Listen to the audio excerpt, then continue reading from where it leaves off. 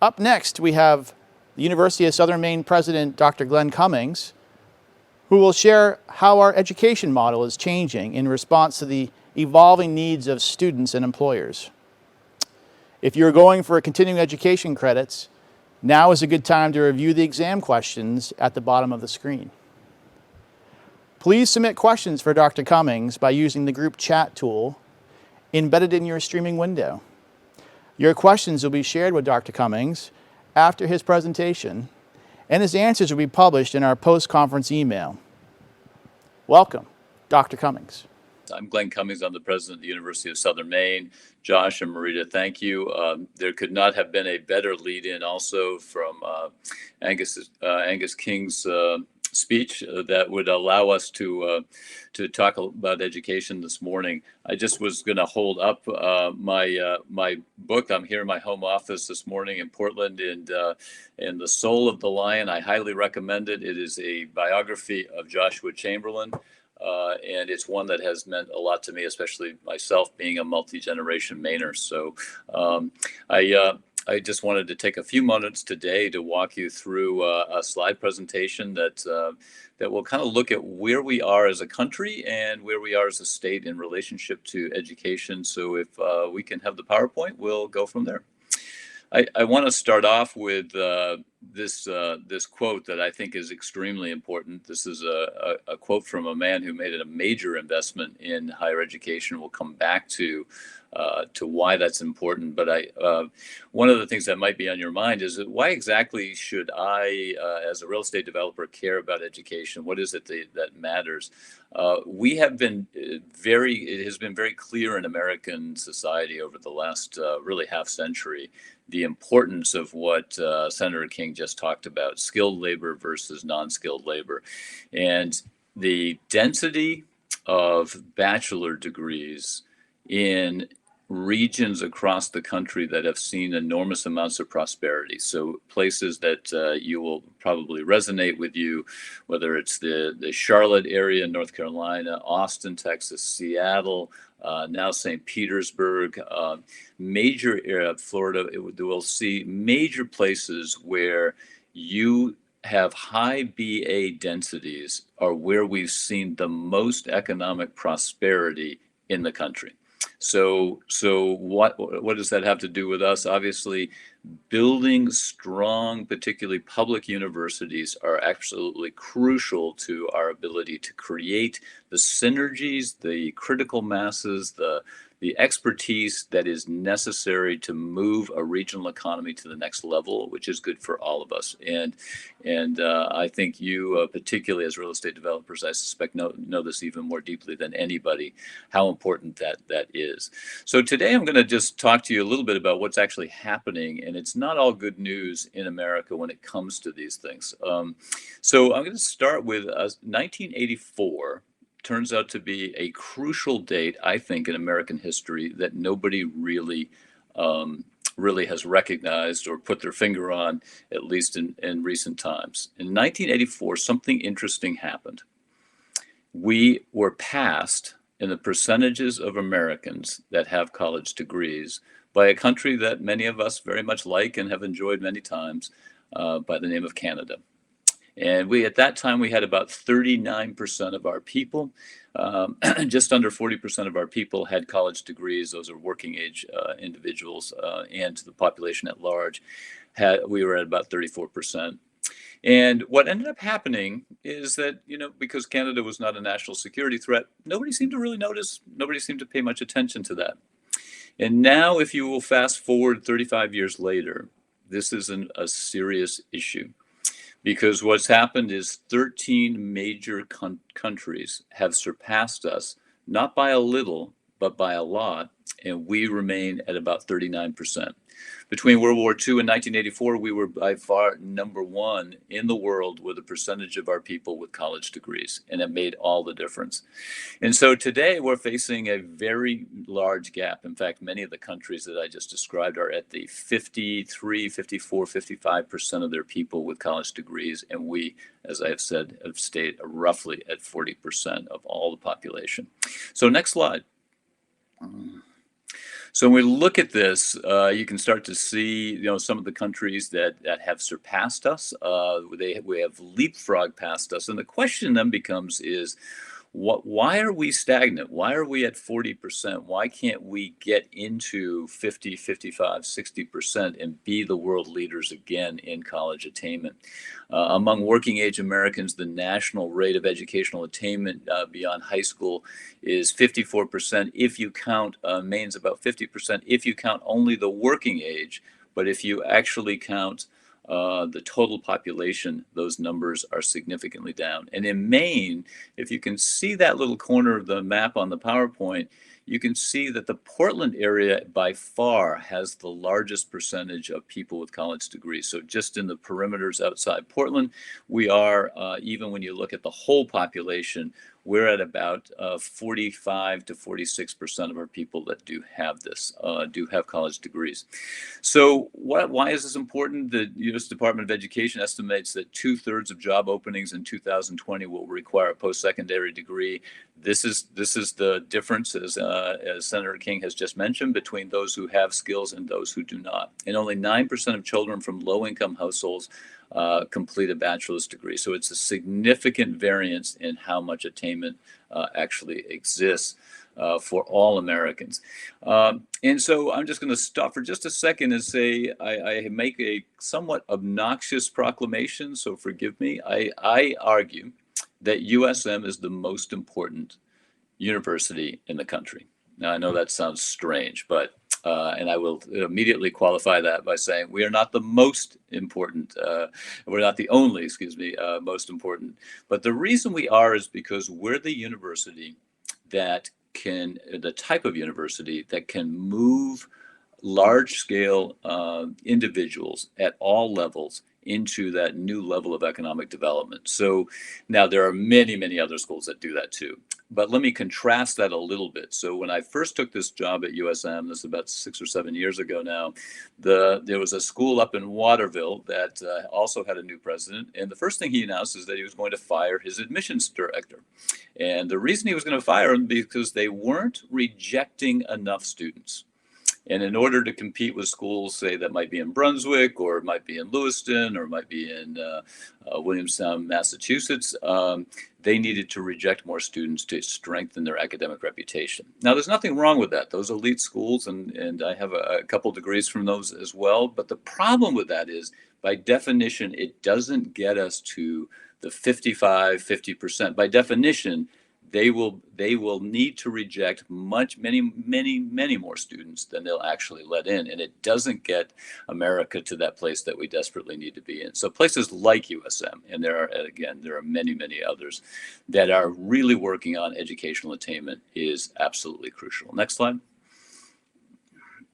So when you look at their acceptance rates, right there, it can tell you that they are being known for the students they reject, not for the students they necessarily let in. Now, we have people who are graduating from those places that are leading the world and are extremely helpful to the world. So don't get me wrong that those schools are not doing important things. But as I said, their structural game cannot be about enfranchising more Americans into higher education. Next slide. So, creating a great university, why is this important? Well, first of all, there are lots of other things: lower crime, lower obesity and smoking, better overall health, and higher incomes and levels of economic development. And this is unambiguous. So the more that you have people with BAs, all of those things uniquely become true. Now at USM, 52% of our students, their parents didn't go to college. I was one of those students. My parents did not go to college. And as a result, my brother and I, who both went on and completed our degrees, are living a very different life than our parents lived, and we're able to contribute more, I think, to society in some ways.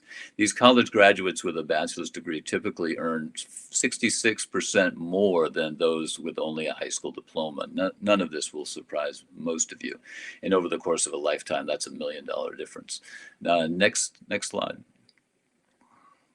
So we have some good news here at USM. For example, we just got highlighted by U.S. News and World Report for among the top public universities in the Northeast, particularly what we call in social mobility. That is the percentage of people who are are on Pell Grants, require Perkins loans, need support, that we have done much better than expected in getting students to stay in college and complete college.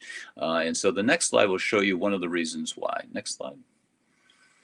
So right there is since about over the last 5 years, we have significantly reduced the debt necessary to complete a USM degree. So almost 30,000 when our team first arrived, when I arrived and we developed a new team at USM, we were at about $30,000 average debt. Today we're down to 23,000. Now that's for a complete, that's not per year, that's a complete amount of debt that you might have if you are completing a degree with us. Why is that important? Because we know that financially students are extremely sensitive about how much they're going to have to pay and the implications long term.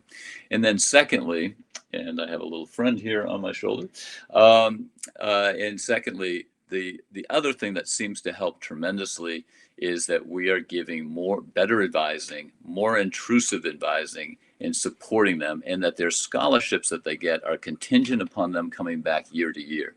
So with that, what we're doing, those two things, having strong advising and having debt reduction, has a huge impact on their ability. Next slide. So the average debt for undergraduates in New England universities, you can see where we stand, much stronger. And again, open, having that open access to students who desperately need scholarships, they need support, and they need strong advising. Those two things have made a big difference. And by the way, when I say strong advising, what I mean by that is every student, and this is unique certainly in New England and perhaps in the country, every student that comes into the university for the first time will have an hour and a half one-on-one individual advising session. And the first thing, by the way, we tell our students as they come in is school is hard. Reduce the amount of hours that you actually have to work, even if you have to take out a little bit more debt to complete. Because if you wake up every morning and you consider yourself a student first, you're more likely to retain, to stay in college, to get better grades, and to complete. So, next slide. And so moving forward, where are we going? So certainly we need to, as a society, and this correlates very well with Senator King's opening speech, we need to invest in science and technology. And by the way, almost 60% of our students are in the health sciences today. Aquaculture, pharmaceuticals, those are the things that we know are going to be absolutely essential.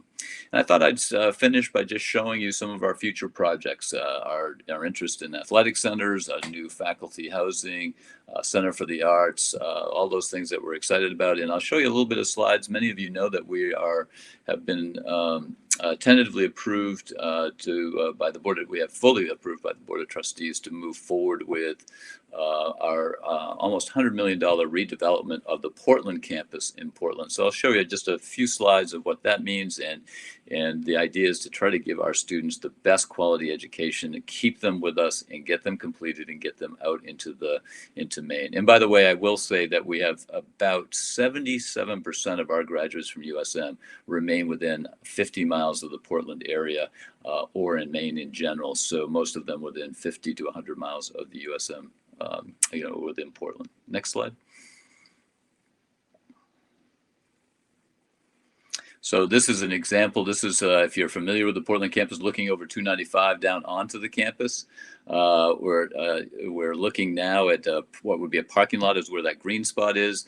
And then to the right of that, in that sort of quad or sort of a mini quad over to the right building would be our new residence hall with 577 beds scheduled for March or between March and June of 2023. And then that quad would turn that parking lot back into green space, and then up along the sort of north side of that, or the upper side of that, is our new student center. Next slide. These are actually, so you can see the student center from Bedford Street. If you're familiar with the campus, this construction will begin in March of this year. This also has a career and student center, which is crucial to the economy. We know our students need to get jobs when they leave. It's not a situation where they can take a few years to do that. And having co-ops, internships, real world experiences are huge. It also aligns strongly with our state economic development plan that the governor and others have put together over the last year. Next slide. And some of the project details, as I said, 577 beds, around 220,000 square feet.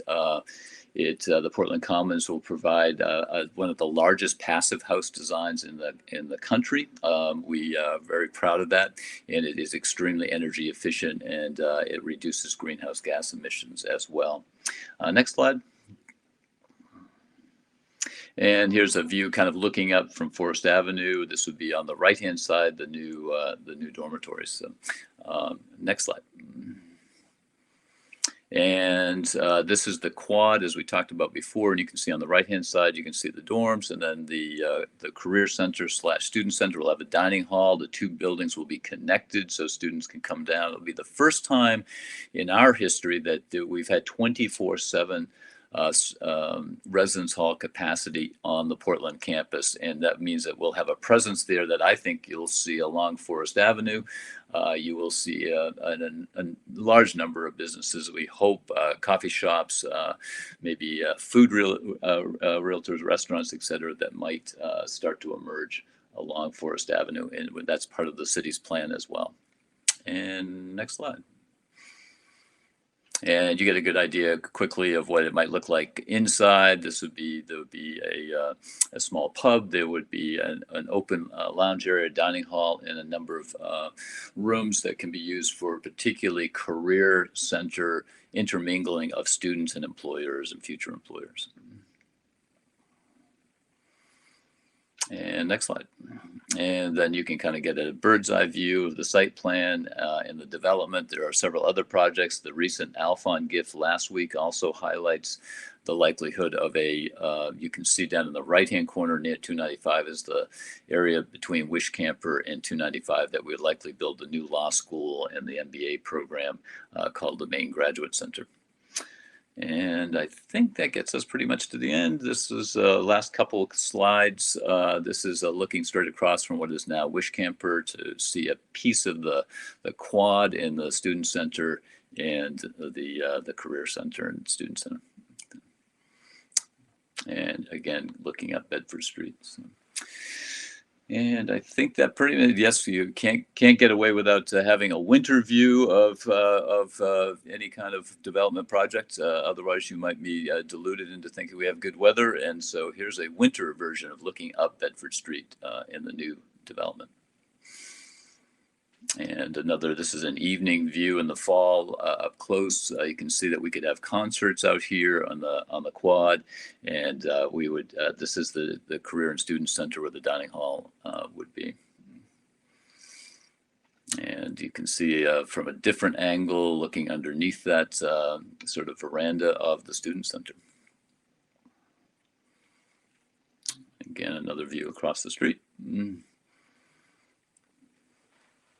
And I think that ends us, unless there's another slide there. Nope, that's it. Thank you, everybody. Again, what our goal as a university is to continue to add value to the region and to the state and to New England by making sure that we're filling in that gap of people with BAs. And the more we have, the more likely we are to thrive as a state.